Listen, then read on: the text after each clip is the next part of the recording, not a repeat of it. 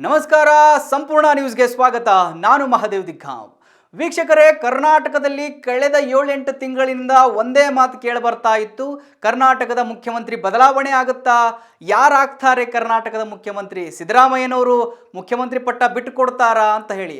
ಆದರೆ ನಿನ್ನೆ ಇದಕ್ಕೆಲ್ಲ ಒಂದು ತೆರೆ ಬೀಳುವಂತೆ ಮೀಟಿಂಗ್ ಆಗಿದೆ ದೆಹಲಿಯಲ್ಲಿ. ರಾಹುಲ್ ಗಾಂಧಿ ಅವರ ಜೊತೆಗೆ ಅಥವಾ ಕಾಂಗ್ರೆಸ್ ಪಕ್ಷದ ವರಿಷ್ಠರ ಜೊತೆಗೆ ಮ್ಯಾರಥಾನ್ ಮೀಟಿಂಗ್ ಆಗಿರ್ತಕ್ಕಂಥದ್ದು. ಅದರಲ್ಲಿ ಇವಾಗ ಮುಖ್ಯಮಂತ್ರಿ ಪಟ್ಟದ ಪಗಡೆ ಆಟಕ್ಕೆ ಕೊನೆಗೂ ತೆರೆ ಬಿದ್ದಿದೆ ಅಂತ ಹೇಳಿ ಸುದ್ದಿಗಳು ಬರ್ತಾ ಇದ್ದಾವೆ.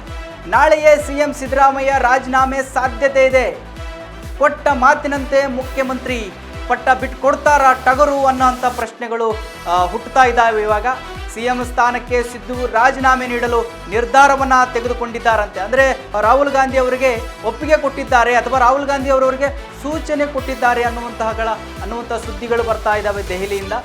ರಾಜೀನಾಮೆ ಕೊಡಬೇಡಿ ಅಂತ ಹೇಳಿ ಪಟ್ಟು ಹಿಡಿದಿದ್ದಾರಂತೆ ಸಿದ್ದು ಆಪ್ತರು. ಅಂದರೆ ನೀವು ನಮ್ಮ ನಾಯಕರು, ನಾವು ಬೇಕಾದರೆ ಹೈಕಮಾಂಡ್ ಜೊತೆ ಮಾತಾಡ್ತೀವಿ, ಇನ್ನೊಂದು ಸರ್ತಿ ನಿಮ್ಮ ಪರವಾಗಿ ನಾವೆಲ್ಲ ಇದ್ದೀವಿ, ನಿಮ್ಮ ಬೆಂಬಲವಾಗಿ ನಾವೆಲ್ಲ ಇದ್ದೀವಿ ಅಂತ ಹೇಳಿ. ಅಂದರೆ ಸಿಎಂ ಸಿದ್ದರಾಮಯ್ಯನವರ ಬಣ ಅಂತ ಏನು ಗುರುತಿಸ್ಕೊಂಡಿತ್ತು, ಅವರು ಪಟ್ಟನ್ನು ಹಿಡಿದಿದ್ದಾರಂತೆ. ನೀವು ರಾಜೀನಾಮೆ ಕೊಡಬೇಡಿ, ನೀವು ಕೊಟ್ಟರೆ ನಮ್ಮ ನಾಯಕರನ್ನ ಬಿಟ್ಟು ಕೊಡೋದಿಲ್ಲ, ನಾವು ಮಾತಾಡ್ತೀವಿ ಬೇಕಾದರೆ ಹೈಕಮಾಂಡ್ ಜೊತೆ ಅಂತ ಹೇಳ್ತಿದ್ದಾರಂತೆ. ಆದರೆ ಇಂದು ಸಿಎಂ ಸಿದ್ದರಾಮಯ್ಯ ಮಹತ್ವದ ಸುದ್ದಿಗೋಷ್ಠಿ ನಡೆಸಲಿದ್ದಾರಂತೆ.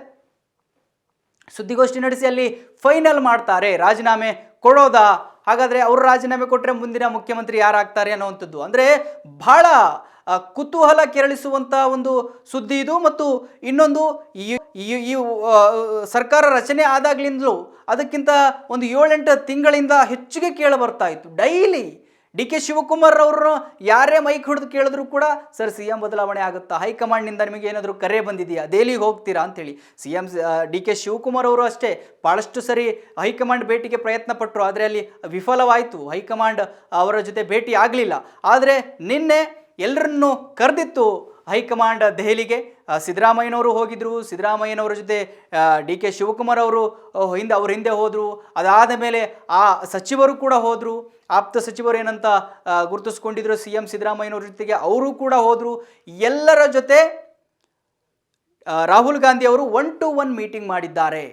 ಅಂದರೆ CM Siddaramaiah D K Shivakumar ಜೊತೆ 1-to-1 ಮೀಟಿಂಗ್ ಮಾಡಿದ್ದಾರೆ. ಟೋಟಲ್ ಆಗಿ 7ರಿಂದ 8 ಗಂಟೆಗಳ ಕಾಲ ಅಲ್ಲಿ ಮೀಟಿಂಗ್ ಆಗಿದೆ. ಆ ಮೀಟಿಂಗ್ನಲ್ಲಿ ಗೊಂದಲಗಳಿದ್ವು, ಒಪ್ಪಿಗೆ ಕೊಡದಂಥ ಪರಿಸ್ಥಿತಿಗಳು. ನಾನು ಬಿಟ್ಟು ಕೊಡೋದಿಲ್ಲ ಸಿಎಂ ಸ್ಥಾನ ಅನ್ನುವಂಥದ್ದು ಕೂಡ ಸಿದ್ದರಾಮಯ್ಯನವರು ಹೇಳಿದರು ಅಂತ, ಅಥವಾ ನಾನು ಬಿಟ್ಟು ಕೊಡಲೇಬೇಕು ಅಥವಾ ನಾನು ರಾಜೀನಾಮೆ ಕೊಡಲೇಬೇಕು ಅಂತಂದರೆ ನನ್ನ ನಂತರ ಸಿಎಂ ಯಾರು ಆಗ್ತಾರೆ ಅಥವಾ ಯಾರು ಆಗಬೇಕು ಅನ್ನುವಂಥ ಒಂದು ಪ್ರಸ್ತಾಪ ಕೂಡ ರಾಹುಲ್ ಗಾಂಧಿ ಎದುರುಗಡೆ ಇಟ್ಟಿದ್ದಾರೆ ಅನ್ನುವಂಥ ಸುದ್ದಿಗಳು ಕೂಡ ಇದ್ದಾವೆ. ಹಾಗೆ ಡಿ ಕೆ ಶಿವಕುಮಾರ್ ಅವರು ಅಷ್ಟೇ, ನಾನು ಇಷ್ಟು ದಿನಗಳವರೆಗೂ ಕಾದಿದ್ದೀನಿ, ಇನ್ನು ನನ್ನ ಕೈಯಲ್ಲಿ ಕಾಯೋದಾಗೋದಿಲ್ಲ. ಅಂದರೆ ಡಿ ಕೆ ಶಿವಕುಮಾರ್ ಅವರು ಭಾಳ ತಾಳ್ಮೆಯಿಂದ ಇಲ್ಲಿವರೆಗೂ ಕಾಯ್ಕೊತಾ ಬಂದಿದ್ರು. ಯಾಕಂತ ಹೇಳಿದ್ರೆ ಭಾಳ ಡೇಟ್ಗಳು ಪಾಸ್ ಆಗ್ತಾ ಹೋದ್ವು. ಅಂದರೆ ಅವರು ಇವಾಗ ಅಕ್ಟೋಬರ್ನಿಂದ ಏನು ಸ್ಟಾರ್ಟ್ ಆಯಿತು ಸಿ ಎಂ ಬದಲಾವಣೆ ಆಗಬೇಕು ಅನ್ನೋದು, ಅಕ್ಟೋಬರಲ್ಲಿ ಸಿ ಎಂ ಬದಲಾವಣೆ ಆಗಿಬಿಡುತ್ತೆ, ಡಿ ಕೆ ಶಿವಕುಮಾರ್ ಅವರು ಸಿ ಎಂ ಆಗಿಬಿಡ್ತಾರೆ ಅನ್ನೋವಂಥದ್ದಿತ್ತು.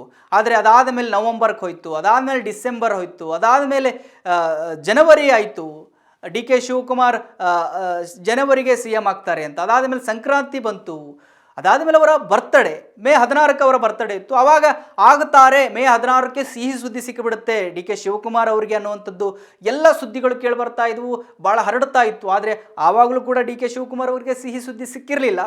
ಆದರೆ ನಿನ್ನೆ ನಡೆದಂಥ ಸಭೆಯಲ್ಲಿ ರಾಹುಲ್ ಗಾಂಧಿ ಅವರು ಸಿದ್ದರಾಮಯ್ಯನವರಿಗೆ ಸೂಚನೆ ಕೊಟ್ಟಿದ್ದಾರಂತೆ, ನೀವು ರಾಜೀನಾಮೆ ಕೊಡಿ ಸಾಕು, ಬೇರೆಯವ್ರನ್ನ ಮುಂದುವರಿಸೋಣ ಅಂತ. ಆದರೆ ಯಾರನ್ನು ಮುಂದುವರಿಸ್ತಾರೆ ಅನ್ನುವಂಥದ್ದು ಕನ್ಫರ್ಮ್ ಇಲ್ಲ ಇನ್ನು. ಆದರೆ ನಿನ್ನೆ ಡಿ ಕೆ ಶಿವಕುಮಾರ್ ಮತ್ತು ಸಿಎಂ ಸಿದ್ದರಾಮಯ್ಯನವರು ಮೀಟಿಂಗ್ ಮುಗಿಸಿ ವಾಪಸ್ ಬರಬೇಕಾದ್ರೆ ಸಿದ್ದರಾಮಯ್ಯನವರ ಮುಖದಲ್ಲಿ ಭಾಳ ಡೆಲ್ನೆಸ್ ಇತ್ತು, ಆದರೆ ಡಿ ಕೆ ಶಿವಕುಮಾರ್ ಅವರ ಮುಖದಲ್ಲಿ ಮಂದಹಾಸ ಇತ್ತು. ಗಮನಿಸಿದ್ರೆ ನಿಮಗೂ ಕೂಡ ಗೊತ್ತಾಗುತ್ತೆ. ಅಲ್ಲಿ ಅಷ್ಟಕ್ಕೆ ಗೊತ್ತಾಗುವಂಥ ಸನ್ನಿವೇಶಗಳು ಎಲ್ರಿಗೂ ಇದ್ದೇ ಇರುತ್ತೆ. ಯಾಕಂತ ಹೇಳಿದ್ರೆ ಈ ಡೆಲ್ ಆಗಿರ್ತಕ್ಕಂಥ ಮುಖ ರಾಜೀನಾಮೆ ಕೊಡಲೇಬೇಕು, ಅಥವಾ ಹ್ಯಾಪಿನೆಸ್ ಇದೆ ಅಂದರೆ ಡಿ ಕೆ ಶಿವಕುಮಾರ್ಗೆ ಏನಾದರೂ ರಾಹುಲ್ ಗಾಂಧಿ ಅವರು ಮುಂದಿನ ಮುಖ್ಯಮಂತ್ರಿ ಅಂತ ಹೇಳಿದ್ದಾರಾ ಅನ್ನುವಂಥ ಪ್ರಶ್ನೆಗಳು ಹುಡ್ತಾ ಇದ್ದಾವೆ. ಯಾಕಂತ ಹೇಳಿದ್ರೆ ಹ್ಯಾಪಿ ಇದೆ. ಯಾವಾಗಲೂ ಕೂಡ ಕೇಳಿದ್ರೆ ಡಿ ಕೆ ಶಿವಕುಮಾರ್ ಹೇಳ್ತಾ ಇದ್ರು, ಪ್ರತಿಫಲ ಇದೆ, ನೀವು ಶ್ರಮ ಪಡಿ, ನಿಮ್ಮ ಶ್ರಮಕ್ಕೆ ಪ್ರತಿಫಲ ಸಿಕ್ಕೇ ಸಿಗುತ್ತೆ ಅಂತ ಹೇಳಿ. ಹಾಗೆ ಏನಾದರೂ ಪ್ರತಿಫಲ ಸಿಕ್ಬಿಡ್ತಾ ಅವರಿಗೆ ಅಂತ ಭಾಳ ತಾಳ್ಮೆಯಿಂದ ಇಷ್ಟು ದಿವಸ ಕಾಯ್ದಿದ್ರು. ಯಾರೇ ಮಾಧ್ಯಮದವರು ಕ್ವಶನ್ ಮಾಡಿದ್ರು ಕೂಡ ಏನು ಬಿಟ್ಕೊಡ್ತಾ ಇರಲಿಲ್ಲ. ನನ್ನ ಮತ್ತು ಸಿದ್ದರಾಮಯ್ಯ ಅಥವಾ ಹೈಕಮಾಂಡ್ ನಡುವೆ ಮಾತುಕತೆ ಆಗಿದೆ, ಅದನ್ನು ನಾನು ಮಾಧ್ಯಮದ ಮುಂದೆ ಹಂಚ್ಕೊಳ್ಳೋದಕ್ಕೆ ಇಷ್ಟಪಡೋದಿಲ್ಲ, ಅದು ಸೀಕ್ರೆಟ್, ನಾವೆಲ್ಲ ಹಂಚ್ಕೊಳ್ಳೋದಿಲ್ಲ ಅಂತ ಆವಾಗವಾಗ ಹೇಳ್ತಾ ಇದ್ರು. ಆವಾಗವಾಗ ಅನ್ನೋದಕ್ಕಿಂತ ಯಾವಾಗ ಹೇಳಿದ್ರು ಕೂಡ ಅವ್ರು ಅದನ್ನೇ ಹೇಳ್ತಾ ಇದ್ರು. ನಿನ್ನೆಗೂ ಕೂಡ ಮೀಟಿಂಗ್ ಮುಗಿಸಿ ಆಚೆ ಬಂದಾಗ ಈ 4ರಿಂದ 5 ಗಂಟೆ ಸುಮಾರಿಗೆ ನಾವು ಮುಖ್ಯಮಂತ್ರಿ ಬದಲಾವಣೆ ಅಥವಾ ನಾಯಕತ್ವ ಬದಲಾವಣೆ ಬಗ್ಗೆ ಮಾತೇ ಆಡಿಲ್ಲ, ನಾವು ಬರೀ ಈ ರಾಜ್ಯಸಭಾ ಚುನಾವಣೆ ಬಗ್ಗೆ ಮಾತಾಡಿದ್ದು ಅನ್ನೋಂಥ ಹೇಳಿಕೆಗಳು ಕೊಟ್ಟರು ಪ್ರೆಸ್ನವ್ರಿಗೆ. ಅದಾದ ಮೇಲೆ 7ರಿಂದ 8 ಗಂಟೆ ನಂತರ ಅಥವಾ 10 ಗಂಟೆ, ಈ 7ರಿಂದ 10 ಗಂಟೆ ಒಳಗಡೆ ಒಂದು ಸುದ್ದಿ ಹೊರಬಿತ್ತು, CM ಸಿದ್ದರಾಮಯ್ಯನವರು ರಾಜೀನಾಮೆ ಕೊಡ್ತಾರೆ. ರಾಜೀನಾಮೆ ಕೊಡೋದಕ್ಕೆ ರಾಹುಲ್ ಗಾಂಧಿ ಅವರಿಗೆ ಸೂಚನೆ ಕೊಟ್ಟಿದ್ದಾರೆ ಅಂತ ಹೇಳಿ ಸುದ್ದಿ ಹೊರಬರ್ತಾ ಇದೆ.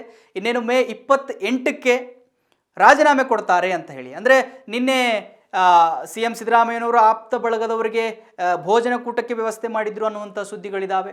ಸೊ ಈ ನಾಳೆಯೂ ಕೂಡ ಅಂದರೆ ಮೇ 28ಕ್ಕೆ ಎಲ್ಲ ಆಪ್ತ ಸಚಿವರಿಗೆ, ಸಂಪುಟ ಸಚಿವರಿಗೆ ಭೋಜನ ಕೂಟವನ್ನು ವ್ಯವಸ್ಥೆ ಮಾಡಲಾಗಿದೆ. ಅವರೊಂದಿಗೆ ಊಟವನ್ನು ಮಾಡಿ ತದನಂತರ ರಾಜ್ಯಪಾಲರನ್ನು ಭೇಟಿ ಮಾಡಿ ರಾಜೀನಾಮೆ ಕೊಡ್ತಾರೆ CM ಸಿದ್ದರಾಮಯ್ಯನವರು ಅನ್ನುವಂಥ ಸುದ್ದಿಗಳು ಬರ್ತಾ ಇದ್ದಾವೆ. ಅದು ನಾಳೆ ಫೈನಲ್ ಆಗುತ್ತೆ ಇದು, ಅಥವಾ ಫೈನಲ್ ಆಗಿ CM ಸಿದ್ದರಾಮಯ್ಯನವರು ರಾಜೀನಾಮೆ ಕೊಡ್ತಾರಾ, ಅವ್ರು ರಾಜೀನಾಮೆ ಕೊಟ್ಟರೆ ಯಾರು ಮುಖ್ಯಮಂತ್ರಿ ಆಗ್ತಾರೆ ಅನ್ನುವಂಥದ್ದಕ್ಕೆ ಇವೆಲ್ಲ ಪ್ರಶ್ನೆಗೆ ನಾಳೆ ತೆರೆ ಬೀಳಲಿದೆ. ಏನಾಗುತ್ತೆ ಅಂತ ಕಾದು ನೋಡಬೇಕು. ನಾಳೆ ಫೈನಲ್ ಆಗುತ್ತಾ ಅಥವಾ ಮತ್ತೆ ಗೊಂದಲದಲ್ಲಿ ಏನಾದರೂ ಮುಂದುವರಿಯುತ್ತಾ ಅಂತ ಹೇಳಿ ಕಾದು ನೋಡಬೇಕು. ಸಂಪೂರ್ಣ ನ್ಯೂಸ್, ಇದು ನೊಂದವರ ಧ್ವನಿ.